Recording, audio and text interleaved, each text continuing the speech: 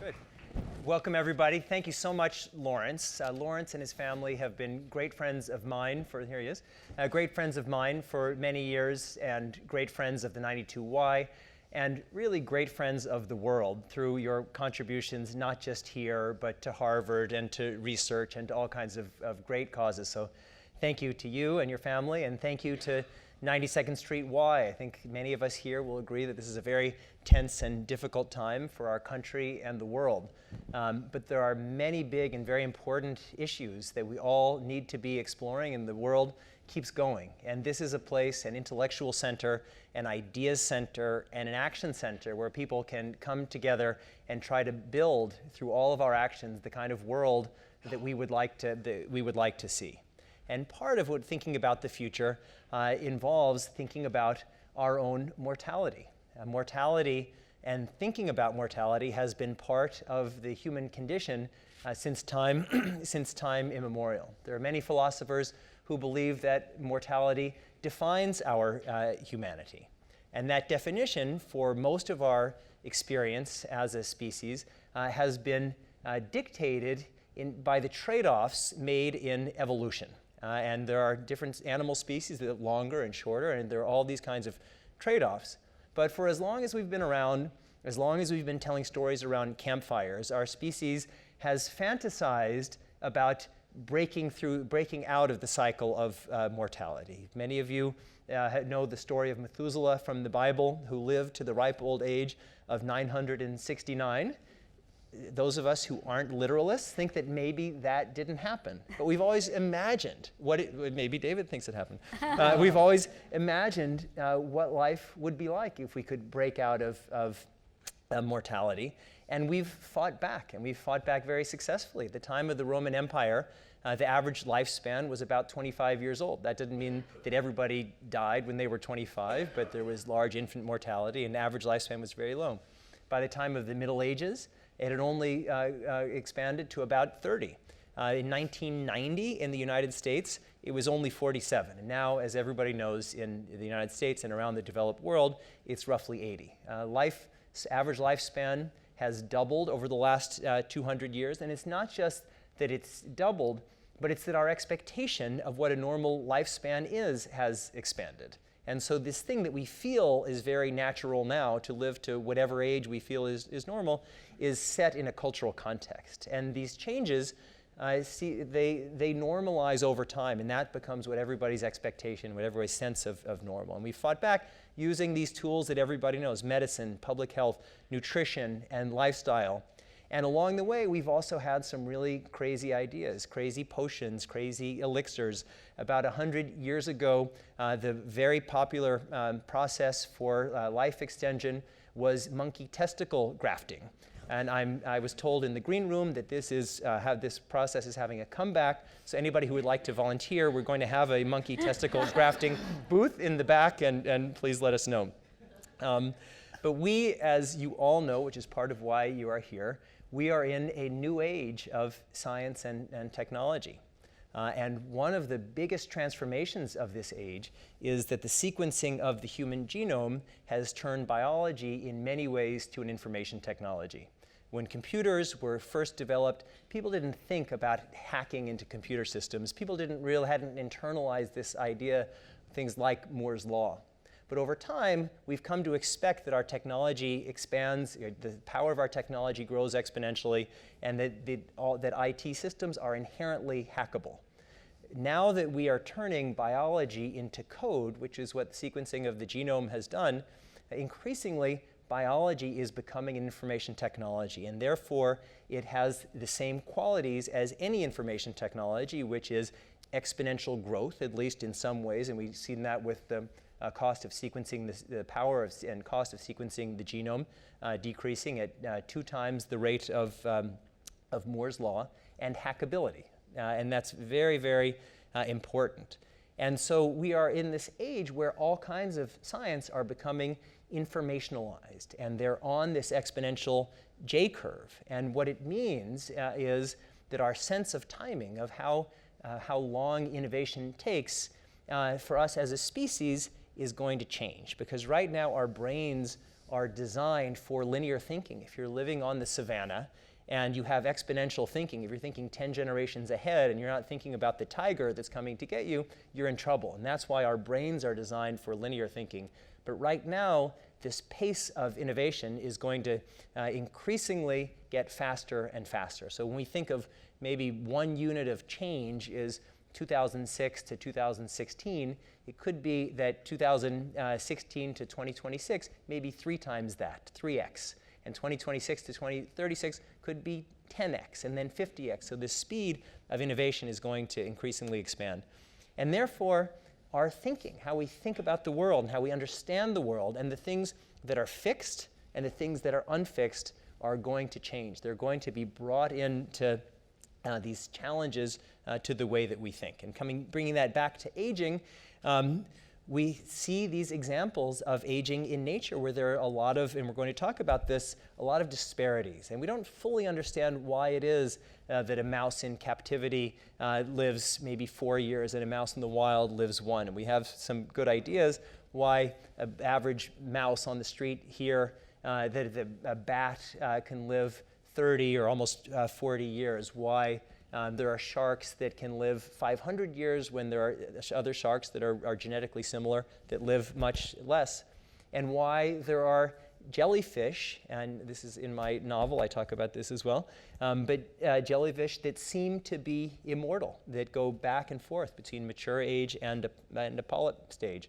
And so we're at this phase in our evolution as a species where we have a question. And the question is our mortality fixed?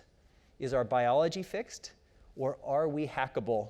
And is mortality in one way or another, or in pieces along the way, overcomable? And hackable. And that's what we're here to discuss tonight. And we really have the super all-star team of people to talk about, as we always do for events at 92nd Street Y.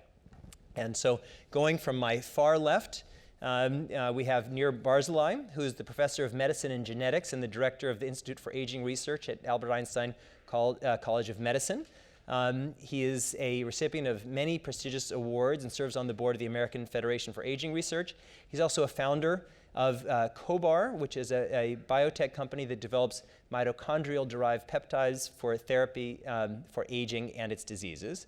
Next is Dr. Anamaria Cuervo, who is the Robert and Renee Belfer Chair for the Study of Neurodegenerative Medicine and the professor in the Department of Developmental and Molecular Biology, also at Albert Einstein and co-director of the Albert Einstein Institute for Aging Studies. Also received many awards and is co-editor-in-chief of Aging Cell and associate editor of Autophagy. And to my immediate left is David Sinclair, who's a professor of genetics at Harvard Medical School and co-director of the Paul Glenn Laboratories for Biological Mechanisms of Aging at Harvard Medical School, the founding director of the Glenn Center for Aging Research. He's published 130 papers, has many patents, and is co-founder and co-chief editor of the scientific journal Aging, and appeared in Time Magazine's list of the 100 most influential people in the world. And that's very influential. So why don't we start with a question for everybody, and then I'll have some specific questions, because we have a lot of area that we'd like to cover, and then we'll open it up to questions from all of you. So maybe starting with you, Nir, just to get our baseline, what is aging? First of all, thank you very much for your introductory comments. I have nothing to add. And I'm just delighted. You know, those are the best scientists in the world for 2 reasons. First, because they are, and second, because they understood that aging is really the future of how we make health better, and not everybody's up to this speed. So I'm just delighted for this panel. And I would let them define aging, but I'll tell you what I say when I'm asked, not in an aging meeting. I'm just telling them about this couple, Midwest United States. They live in a house, and the wife turns to the husband and says, "Honey, why don't we go upstairs and make love?" And the husband looks at her and says, "Sweetie, I cannot do both." I have to tell you, I was in Israel last week, and I told this story in a meeting that wasn't an aging meeting, And the Israelis immediately said, we live in one flat apartment. we don't have this aging. That's hilarious. Yeah. So I think with that example, probably Nir already summarized the main point of aging, or at least from our point of view, that aging is a gradual loss of function. Yeah. And I think that's why, it's a physiological condition, but it's also physiological to be a child, and nobody wants to cure childhood. So why do you want to cure aging? So I think the reason why we are all interested in aging is because this loss of function affect your quality of life and also make you very vulnerable to a lot of stressors that normally you are very well protected during your life, and as you get old, you are not protected anymore, and that increase your susceptibility to disease. And that's the reason why we want to tackle aging, to really prevent those age-related disorders that you have here, the two major experts on that. So I think that the loss of function that Nir so nicely exemplified is only being able to do one thing and not two is the thing that worries us. Yeah. David? Well, thanks, Jamie, for having us. I already disagree Okay. with Anamaria. Good. We planned it. Anyone who's got a teenage daughter knows that some You of us want to want to cure. cure a childhood. And so we aging researchers have been struggling to define aging for the last 30 years. And we're getting better at it. The good news is, though, that we don't need to know actually what causes aging to be able to do something about it. As we'll talk about, I hope, we found many of the genetic pathways that control the pace of aging, from yeast cells through to humans, and the races now want to control those. Although if we're in the mood for telling jokes, what I say is aging is like pornography. I don't know what it is, but I know it when I see it. And that's really true. We know it when we see it, but just being able to describe it doesn't do science justice. We have to understand the molecular pathways, and that's really where we've come over the last 20 years. So, How did you disagree with us? For the childhood. about the childhood. He wants to Oh, cure the childhood. Oh. Yeah. Pay attention. Exactly. So let's start with you and then go back this way, because I was just these foundational questions. What do you see, based on what we know now, which you've just said is imperfect, as the mechanism of aging? What is happening? Well, there's a lot that goes wrong, just as a machine falls apart as it gets older. But the good news is, if you use an analogy of a car, we used to think that our bodies were just like cars that would wear out and break down. So the idea of having a single pill to slow down or even reverse aging was ludicrous with that model or that analogy, because it'd be like having a magic wrench that you throw at the car and suddenly all the paint's fixed and the rust is fixed and the engine's fixed. That's never going to happen. But our bodies are much more complicated than cars. We have self-healing repair systems that we now know how to control with small molecules, and that's really the important thing. If I was to put a bet on what actually is the upstream cause of aging, though there's a lot that happens, including what Anamaria works on, I think it's actually that our cells are what I call losing their epigenetic resilience. And that's just a complicated way of saying it's not the DNA information, the code that's being lost. That's the current idea. I think it's the cell's inability to read the right genes at the right time, so that our cells eventually forget their identity.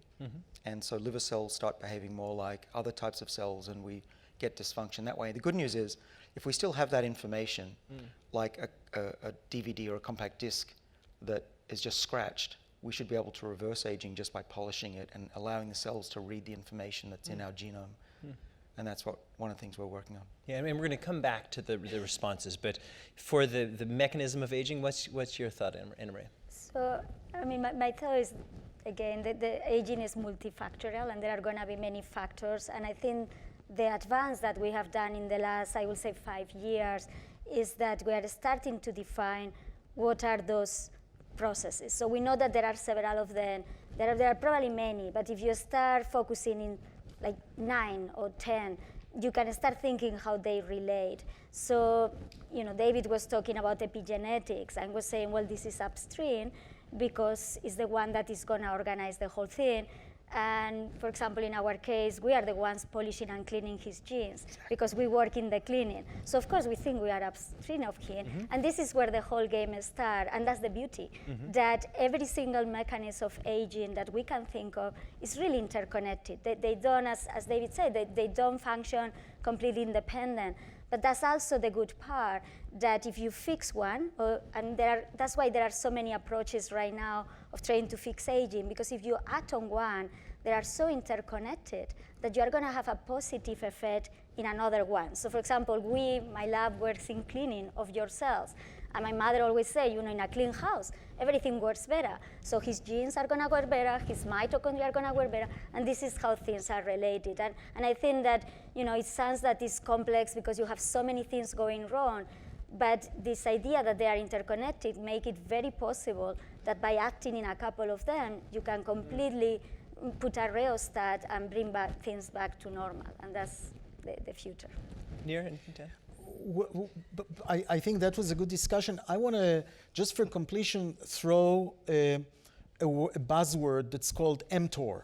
mTOR is a sensing mechanism of the cell. And when you inhibit that, almost in every animal, they live longer. And actually, they've lived the longest compared to other animals that were intervened.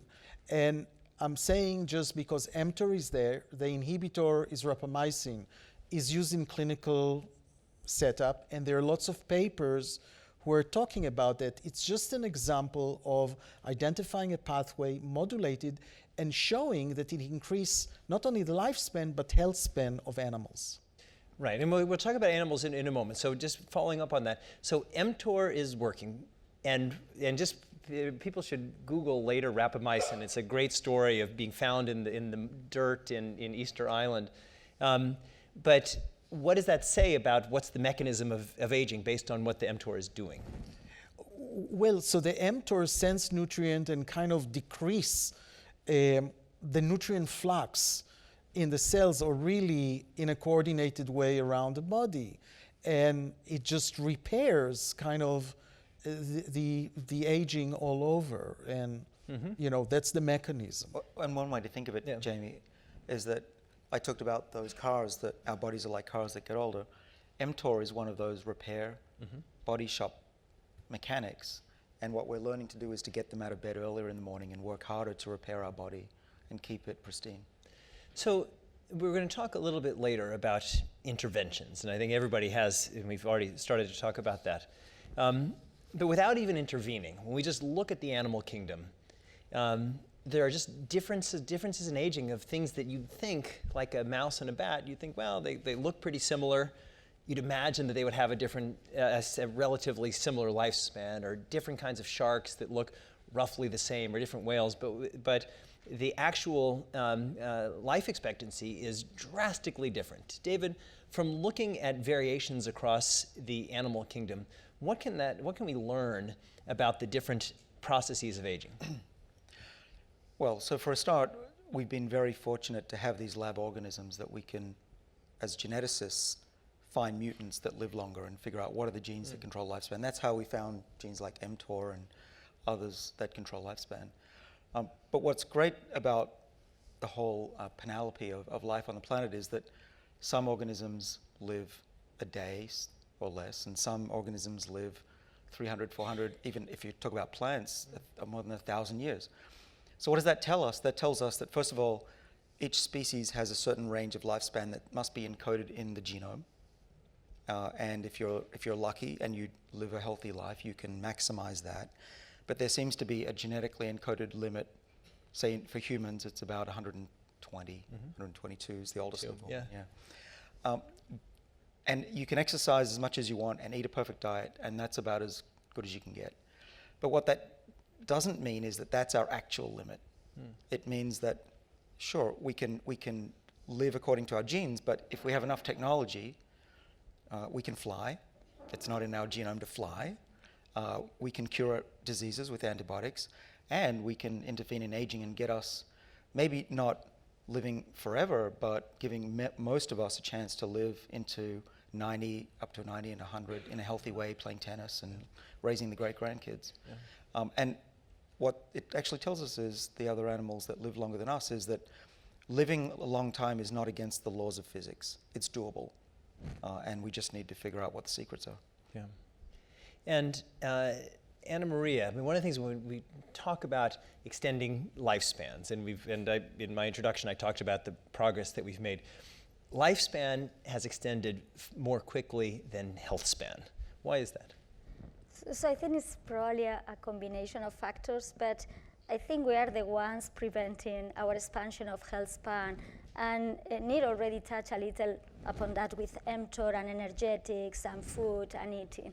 And I think one of the things is that the kind of things that our society has adopted, less exercise, eating all these things that we shouldn't eat, non-sleeping, all those things are going against the natural course of healthy life. Yeah. And those are the ones that are really probably decreasing our resilience, and that's what makes us vulnerable to all those diseases. So I think it's like these changes, these new things that we are adopting in our life are probably the ones preventing.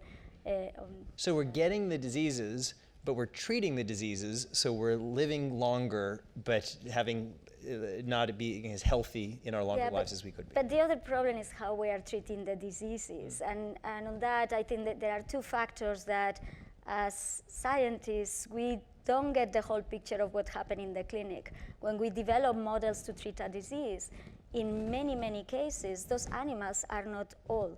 And the people that are going to have those diseases are old. So you are treating diabetes in a 3-year-old kid in comparison to what we do. So we are not putting the things in the right context. And the other thing is that we are treating, or we are doing models once at a time.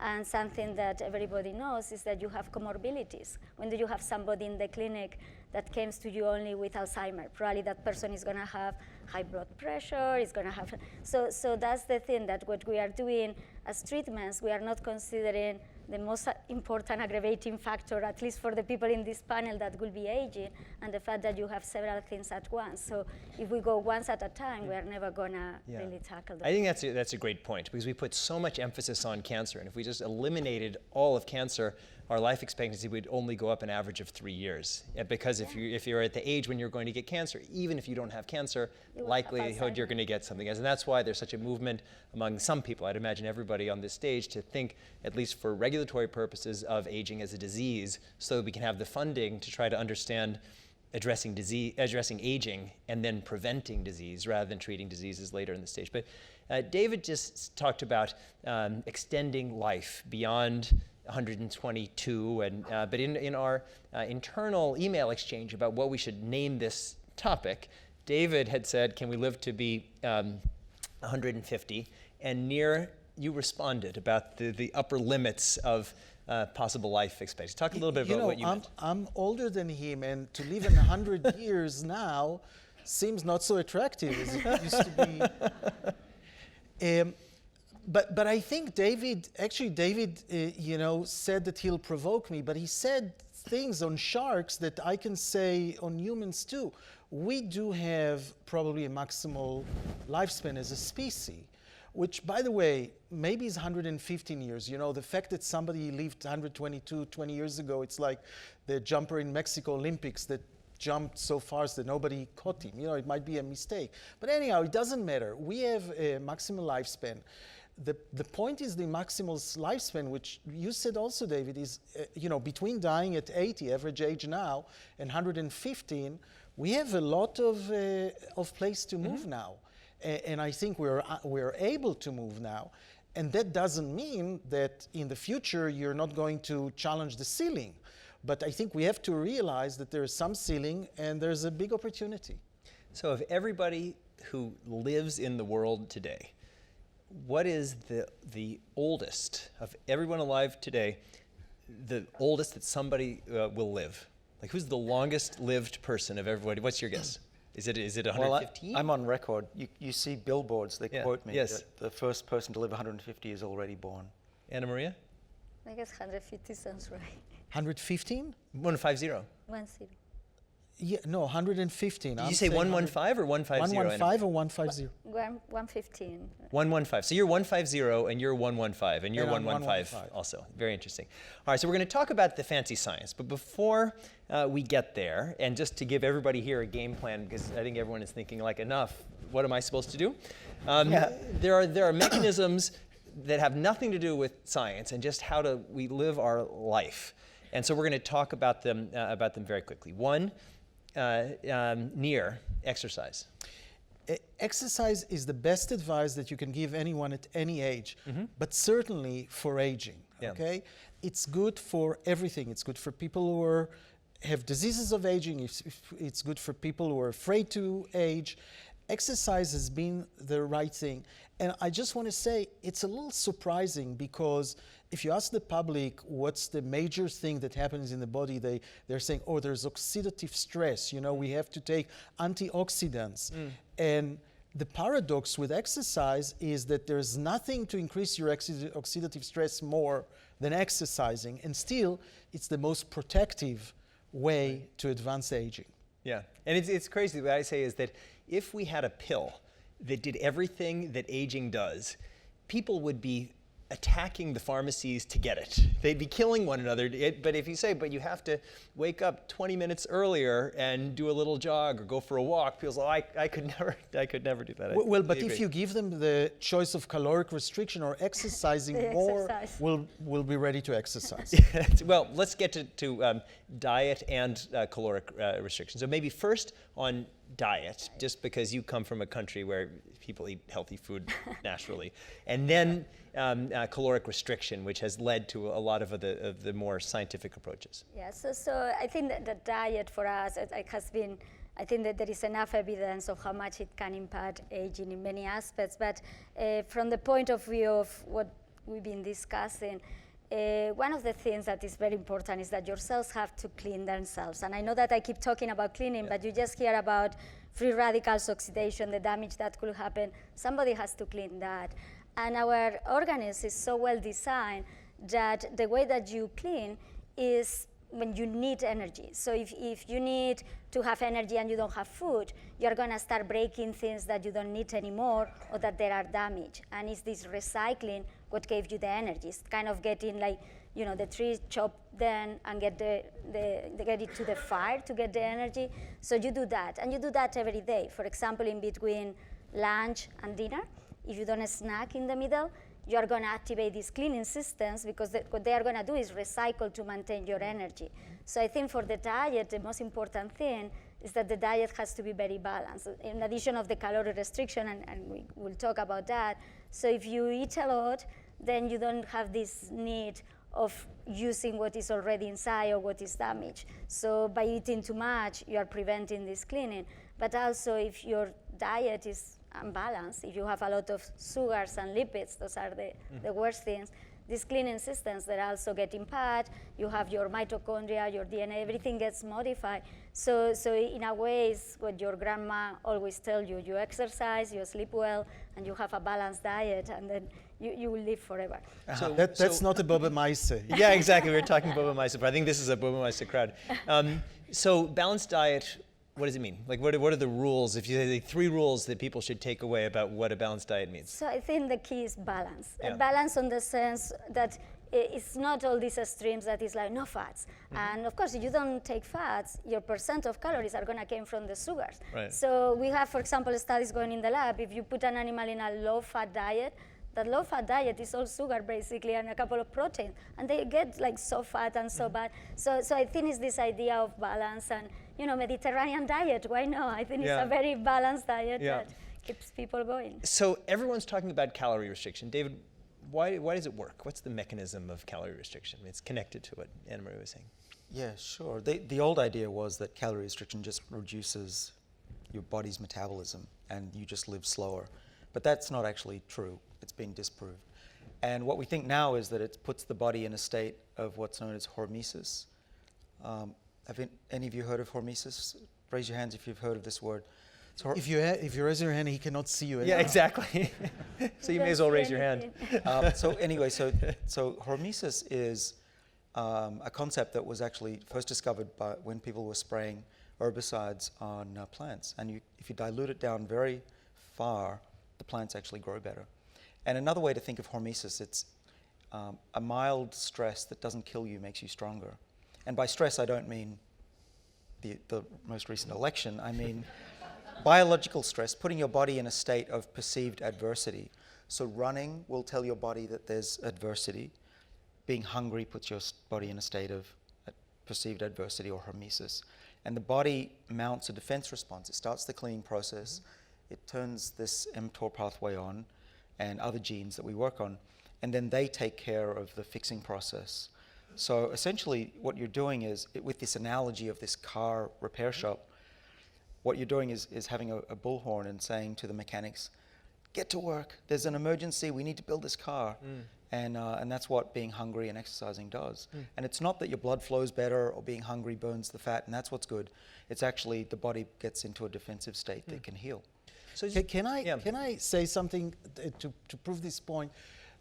By the way, David is from Australia. He's also, you don't have to just pick on us but in Australia, a group of researchers gave food with cellulose, with high volume of something else, and the mice ate only 70% of the calories. They were caloric restricted, but they didn't live longer. Okay, and the point here is we're not doing really caloric restriction. In other words, in the lab, we're not giving smaller meals. We're just giving them meal once at the end of the day. That's very different. That's intermittent fasting. Yeah. That's a stress rather than the caloric restriction. So let's talk about fasting, because I think everybody hates caloric restriction. I mean, it's like there was a thing on the cover of the New York Times of these two monkeys, and one monkey was the indulgent monkey and one was the calorie restricted monkey. And the monkey that was indulgent looked kind of like old but kind of happy, and the calorie restricted monkey looked young and absolutely miserable. And so it's a bad choice. So calorie restriction, and this is a originally Jewish organization, we're not good at calorie restrictions. Let's talk about the other options. What about fasting? If somebody said, well, I hear you that there's exercise is beneficial, but some period of fasting could be useful. Is there a model of, like, let's say you wanted to do that, what would you do? The intermittent. Like, what does intermittent mean? I'll take that one. Yeah. Well, there's plenty of different options. One that I know is called the 5+2 diet. You can eat normally for 5 days and then spend 2 days eating very little or nothing. What I do is I try to skip at least one meal a day if I can, and go hungry for part of the day and not snack in between. And that seems to work. And especially if you can eat an early dinner. To see how long you live. Well, I'm 75. If you eat an early dinner and skip breakfast, then you are basically fasting every day. Yeah. So, and there are also going into that there are some very interesting studies now about this food cloaking, that you can give the same amount of calories, but if you only gave it at 2 times a day to the animals, specific times, always this time, then they have this period of not food, and I think this is what David was referring. You get in this state of alert because you don't have food, you activate this whole process, and they don't live longer, but they have much better health span. They have less incidence, they don't lose weight, so it's not a way to lose weight because you are taking the same calories, but you have this time to activate your autophagy, to be in alert, and these animals, they have less incidence of cancer, they have less dementia. So what's the easiest way to do it? Would be like an early dinner and have a cup of coffee for breakfast and have lunch. I mean, because people are thinking, how does this apply to me? Is that a model? Yeah, that's pretty much it. That's what I'm doing. Yeah? Well, Anamaria lives on Diet Coke. So I know, which is, not everybody's perfect. Although she is, I'm sure very close. almost. Watch it, buddy. So these are these kind of natural-ish things that people can do. We talked in the green room about swimming in freezing cold water, which apparently has some positive effects. We won't go into that, but if you have freezing cold water and you'd like to go swimming in the morning, you should do it. But can you each talk about the most promising scientific approaches to? I mean, you've all mentioned a little bit. What do you, just going from David across, what do you think are the most promising? I know you've worked on resveratrol and some other things. What do you think? What are the most promising scientific approaches to life extension? All right. I would put my money on these control mechanisms, these body shop repair managers. And there are really three main contenders. There's a whole network of them, of hundreds of them, but there's three main pathways that we like to talk about. One is, we've talked about mTOR, Nir brought that up. One is AMP kinase, which Nir also works on and is hoping to do a clinical trial to show that that can extend lifespan, or at least reverse some aspects of aging. And the third is a group of enzymes that I work on called sirtuins, and there's 7 of those in the body. And I like sirtuins, but they're all equally, I think, valid, and if you tweak one, the others change. So actually, we're all really holding the elephant just from different ends. If you're wondering what the latest thing out of my lab is, very briefly, we know that these sirtuin enzymes protect the cell, and that they need a little molecule that's got the name NAD. And we lose NAD as we get older. By the time you're 50, and I'm almost 50, we have about half the levels of NAD that we once had. And without NAD, you're dead within 30 seconds. So we're developing molecules that are going into human trials next year that boost NAD levels back up to youthful levels. And we see, at least in mice, remarkable effects that mimic diet and exercise. So I sent my mother a podcast of David, and he talked about his own mother. And when my mother heard about this, she went on the internet and she ordered all of these NAD boosters and all these kinds of things. So either thank you or you're in big trouble. Well, the resveratrol gave millions of people an excuse to drink red wine. I know, exactly. So you're welcome. Yeah, in the caseful. Anamaria? Yeah, so for us, as we said at the beginning, everybody's tackled from a different point of view. We are very interested in this quality control and this cleaning. And the beauty is that every single thing that they have mentioned also activate this cleaning. So the cleaning is called autophagy, kind of eating your cells. So mTOR inhibition activates autophagy. Metformin, that we hear in a moment, activates autophagy. Sirtuins activate. So in a way, many of these drugs or molecules that work is because they are touching in very fundamental mechanisms, and one of them is this cleaning. So in our lab, we have developed some compounds that we think activate this autophagy, and we have evidence of that. And at the moment, we are using it in some of these models of neurodegeneration, Alzheimer models, and they seem to be doing the cleaning, and they seem to be an effect. So that's where we are.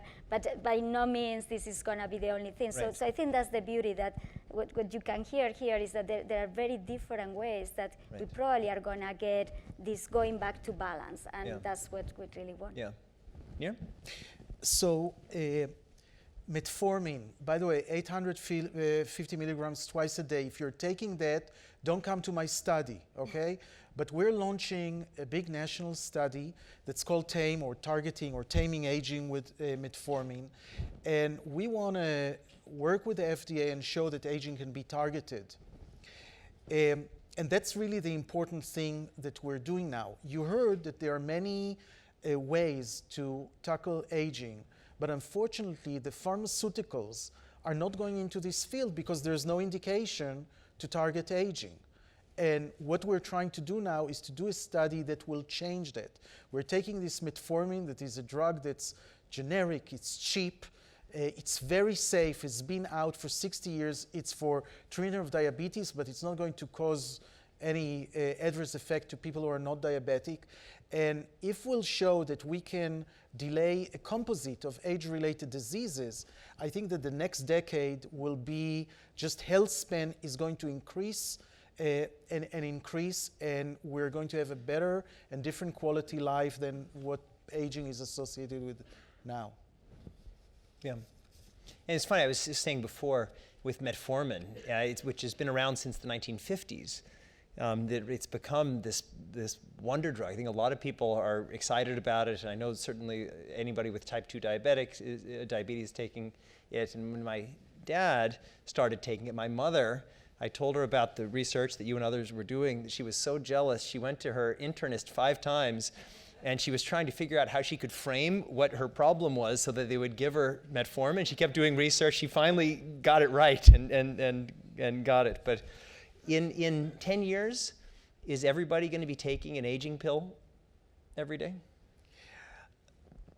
You know, I think you started it, or somebody said it right. This model that we have a disease and we get a treatment, and then we get, you know, the number of people who are 60 years old that have 3 diseases together and 3 treatments together, and every treatment has a side effect, and the combination of them are even, it's just the wrong model. Yeah. We have to really target aging and the effect, not only of course on the health of the individual, but on the economy. Yeah. I mean, it has been shown that this modest increase in health span is a $7 trillion saving until 2050. We just have to do it. That's why I think they're so special, because that's what we need to do, not... Yeah. In my novel, Eternal Sonata, the mechanism that this scientist uses is parabiosis, blood transfusion between, and so the model that that Tony Weiss-Correa at Stanford is using is you get an old mouse and a young mouse, and you connect their bloodstream, and the old mouse starts to act like he or she is younger, and they're smarter and younger in every way, and the young mouse gets older. What's your thought about parabiosis, and as we were talking about before, self-parabiosis, storing your own blood stem cells so that you can get a transfusion later in life of your own plasma and therefore rejuvenate yourself? Who wants to So tackle that? I have one of our core at the Aging Center is a parabiosis core. For $1,500, you can get a triplet, a young connected to young, an old to old, and then a young and an old together. $1,500. For a mouse or a rat, not a human. No, either. A human? Oh, Yeah. human too? No, Human and a mouse. nice. Sign Not me up. connected. The Yeah. thing. And we observe, of course, we have different projects, but we observe exactly the same. In fact, there's something really interesting about the intestine of the young getting old by parabiosis, and I think we're up to something interesting. So the parabiosis, there is an exchange, there is a flow of a lot of blood during a day. You know, the circulation is at least 100 times your blood is circulating. And the question is, how much do you need a plasma or blood in order to do any other exchange? And I'm a bit skeptical at this age. I think that from what I hear, this cannot be totally right. By the way, we're talking about stem cells, but we're talking about plasma too, okay? Right. They both can go, and maybe each one of them has goes to a different place and have a different component. But I think parabiosis is a very powerful tool, and the application of giving plasma to human, I think it has to be worked out better. Yeah. And in our earlier sessions in this Homo sapiens 2.0 series, we've talked about the genomics revolution. And the last session we did was on the future of fertility and in vitro fertilization and embryo screening. And so, theoretically, at least, as we learn more about the genetics of aging, it seems that we're going to be able to predict, based on the sequencing of pre-implanted embryos, which embryos have a greater likelihood to live longer and not. Would you agree? And do you think that if we start selecting embryos to eliminate disease, we'll be able to select based on estimated longevity? David? All right. So the interesting thing about, there's a lot of questions there. But Sorry. But on fertility, what's interesting is that what we've recently discovered in science is that females are not born with a set number of eggs. If you see that in high school textbooks, rip that page out, it's wrong. In many mammals, they produce eggs throughout life and through stem cells. And so we and others are growing stem cells from women's ovaries and mouse ovaries. And we can isolate these, we grow them in the lab, we can genetically modify them.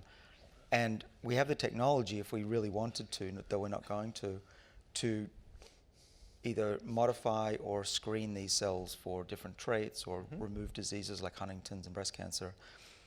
That's all in the future. One of the other things that's interesting, though, is that the same molecules that we're talking about tonight that reverse aging in adults also seem to work effectively on the reproductive system. And we have some early results that we haven't yet published, but between friends I'll tell you now. We can take an old mouse, the equivalent of a 70, 80-year-old human female, and make that mouse fertile again and reverse what we call mousopause. Yeah. Now, think about what that'll be like in a society where you can put off having kids till after you've established your career and your marriage, and but that's the world where we're headed. And getting into questions about selecting embryos for this and that, I'm not really into that part of it. But I do think being able to prevent genetic diseases is something that's going to be much more routine in the future. Yeah. But if we were doing that, and we've had other sessions on this, and I write a lot about this, conceptually, we would be able to choose based on a genetic fingerprint, if you will, of longevity? Of course we could. Yeah. The technology is almost there already. Yeah. And you know, I'm doing studies on centenarians and their families, and there are mutations that are associated with longevity, and we're looking at strategies to develop drugs. Actually, there are 2 pharmaceuticals that are developing drugs around that. So we know, actually, from the people who avoided the consequence of health and got to an old age, we learned a lot that is relevant to a lifetime exposure to this kind of genetics. I'll just say one more thing about fertility that I forgot to mention, which is people say, oh, how long till this technology hits the marketplace? Well, in terms of fertility, you can already reverse aging in your eggs if you want to. This is not a plug for a company, but I did start a company called Oversicience, which rejuvenates eggs actually by isolating mitochondria, the energy power packs of cells, and injecting those with the sperm into an egg. And women who failed IVF many times are now having children. And so there are dozens of kids that exist now that otherwise wouldn't have. And that's one application of aging technology that we're talking about today. Yeah. So why don't we go to some of the questions in the time that we have. So question 1 is, what is your dream research agenda for extending lifespans? The dream, Richard. Yeah. Like what's the dream, and what are the resources that you think would need to be applied to really make revolutionary change? Yeah, so I'm very defense sort of this precision medicine, and I know that there has been a lot of talking about that. But I think what is right for one person is not necessarily, the whole idea is the same, but I think you mentioned at some point, you said this signature of age, you know, this. So I think we have to think of aging a little of barcodes. It's like which combination of processes or which level you have, like for example, I'm 1.5 meters and you are 2 meters tall. So obviously the same blood pressure is not gonna be the same good for you than for me. So I think the same is with aging. I mean, and we've been talking about calorie restriction, and there is a very nice study showing that depending on your genetic background, even if there are mouse, the percent of calorie restriction that is beneficial versus no is completely different. So I think in my mind, hopefully with this precision medicine initiative, that you will start learning from healthy individuals what is considered successful aging and what is the signature of non-successful. We just should be able to identify what are the tools that are going to make this non-successful signature to revert into something that is going to help. And I think it has to be a combination and requires a lot of information about normal, healthy individuals and personalized medicine. Anything to add on a dream research agenda? Well, my dream is that we can accelerate this research. I know that it's a matter of when, not if now. We have the technology, just a matter of translating this, and people like Nir are going as fast as we can. You'd be surprised, I think most people would be surprised that a fraction of 1% of the research budget of the federal government goes towards the basic fundamental biology of aging. So we as researchers are suffering, we're laying off people, and given that trillions of dollars could be saved in the economy, it's quite depressing, and probably will just get worse over the next 4 years at least. But research agenda, I agree with Anamaria that being able to measure yourself and optimize yourself even before you get sick is important. For too long, we doctors, these two are proper doctors, I'm just a PhD, but we scientists have worried more about sick people than preventing disease.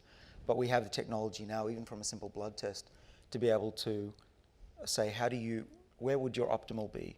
Not just are you out of the range, but let's see if we can give you this or that and tweak you so that throughout your whole lifespan, you're optimal. And we can actually estimate your biological age. And through using this bio-tracking method, and it's through, right now, a blood test, I was able to ostensibly reduce my biological age from 58 to 31 within a year. And But I You still look 75. there's still some water in here. Can I also say something? So I was invited several months ago to the Vatican, okay? A nice Jewish boy in the Vatican.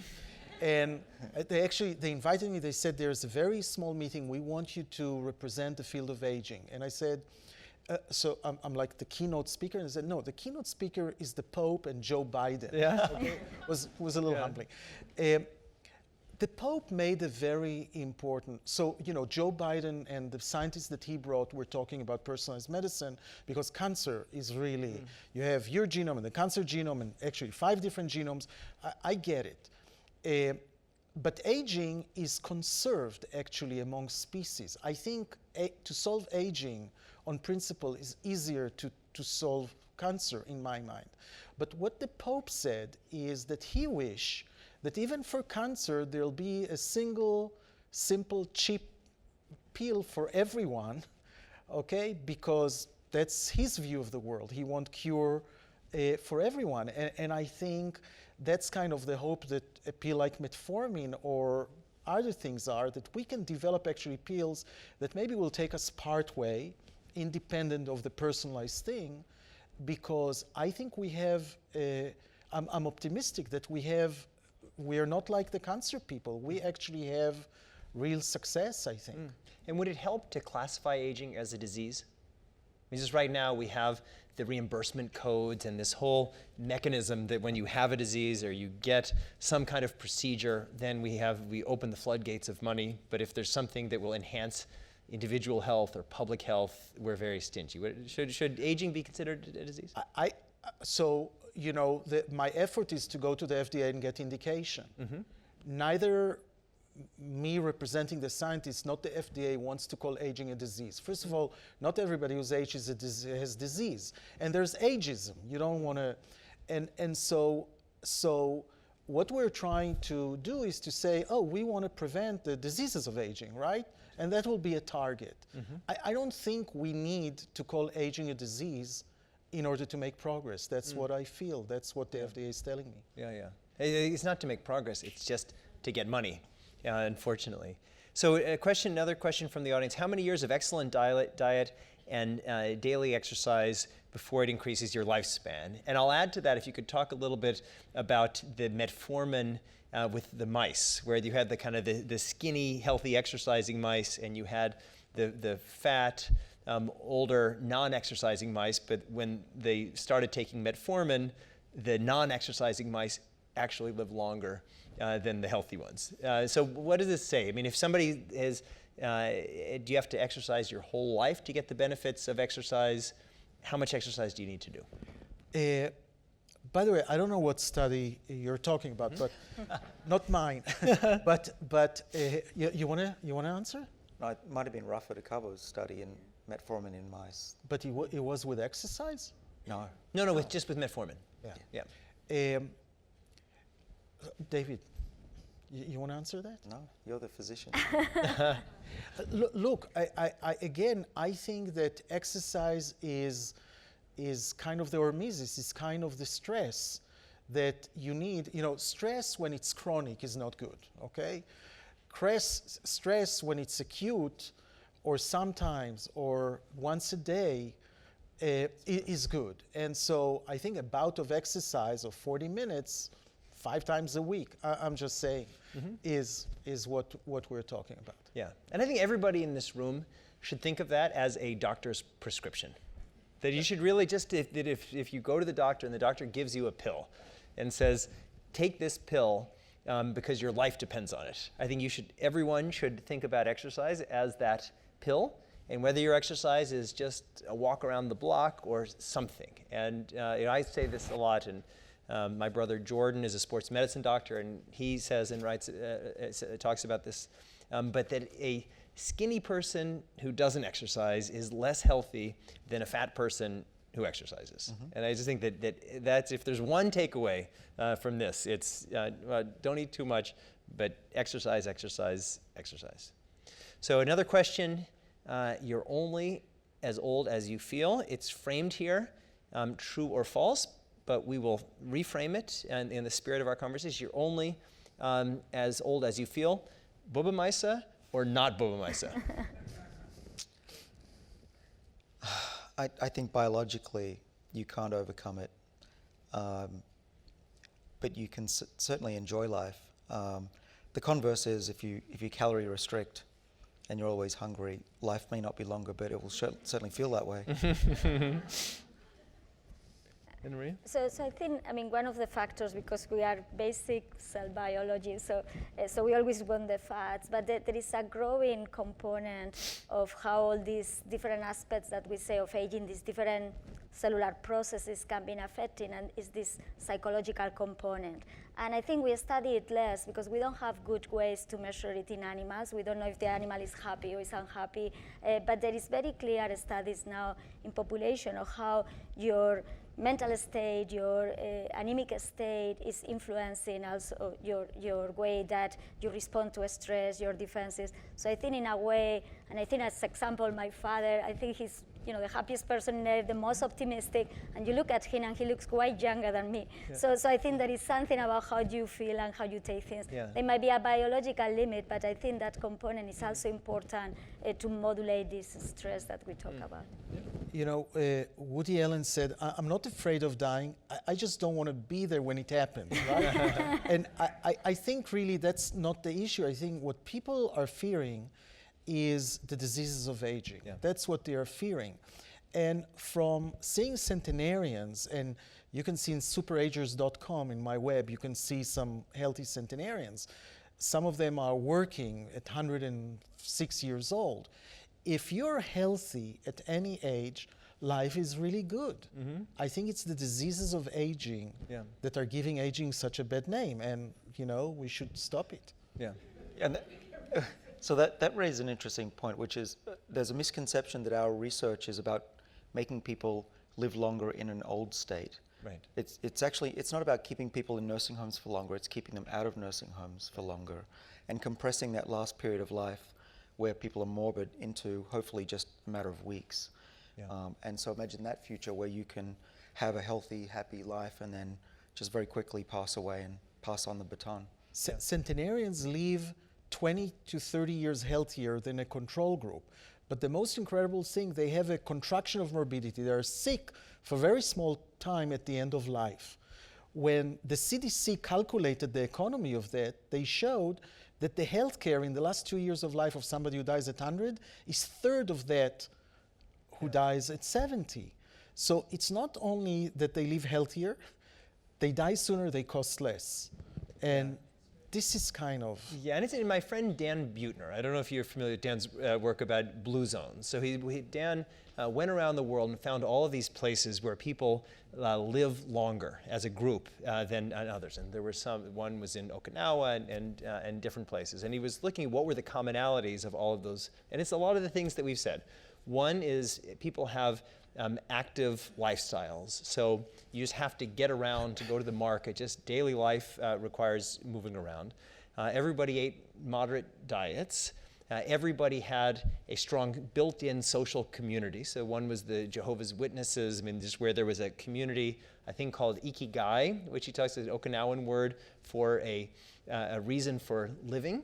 And strangely, everybody ate a lot of beans. I don't know what to make of that. But the interesting thing was that in all of these places, there was an integration of the older people into the communities. And I think that's one of the greatest tragedies of the way, at least we in the United States, see aging as a diminishment. Whereas I think that it's not just, even if we didn't change the nature of aging at all, there's so much wisdom that older people have, and I think that we in our societies, we don't absorb that to our own cost. But my last question for all of you is, how can we enact the kind of cultural change that on one hand we're fighting against aging because people would like to at least live healthy as long as possible. But we need to change the culture of aging, how people think about aging, how people, the role that older people play in society.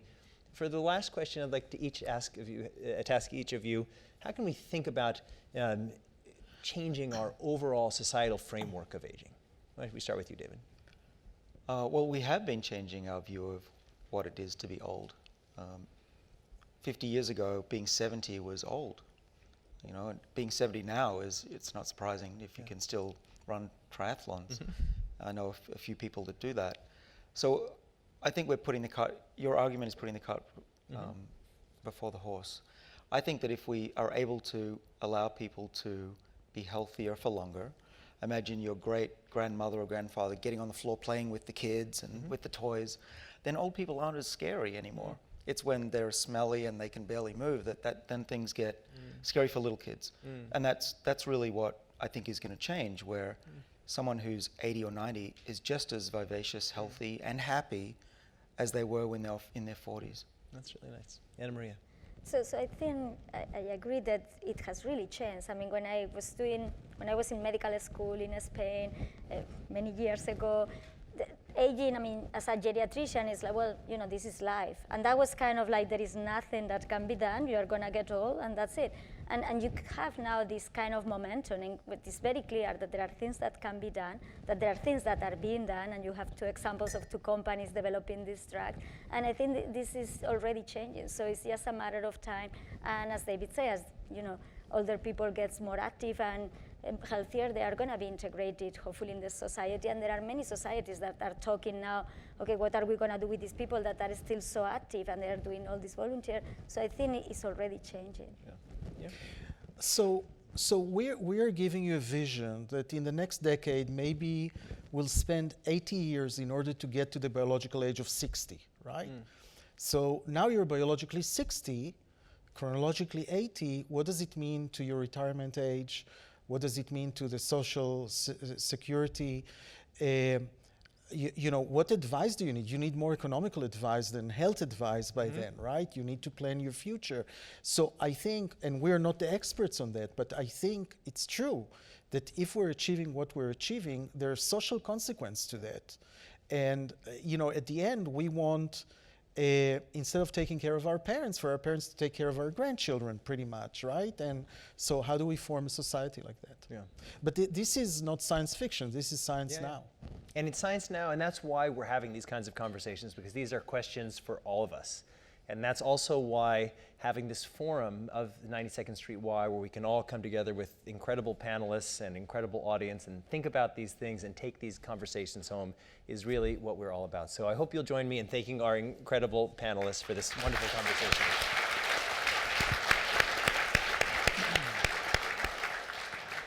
Good. Okay, thanks everybody.